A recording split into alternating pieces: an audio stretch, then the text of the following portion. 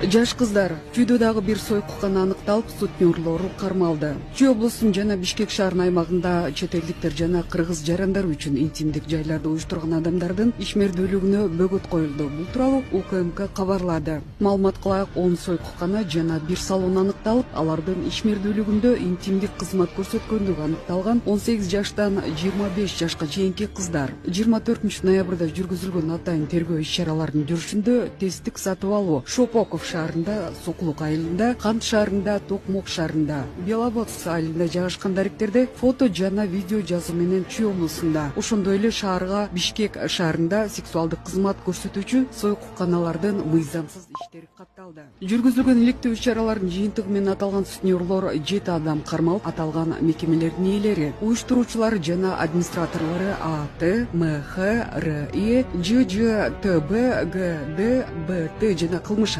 процессуалдык кодексинин 96-беренесине ылайык алар УКМКнын убактылуу кармоочу жайына киргизилди деп билдиришти УКМКдан. Белгилей кетсек, бул интимдик жайлар караоке клуб атын жамылып иштеген жана Түштүк Корея менен Кытайдын жарандары үчүн кызмат көрсөтүлгөн. Интимдик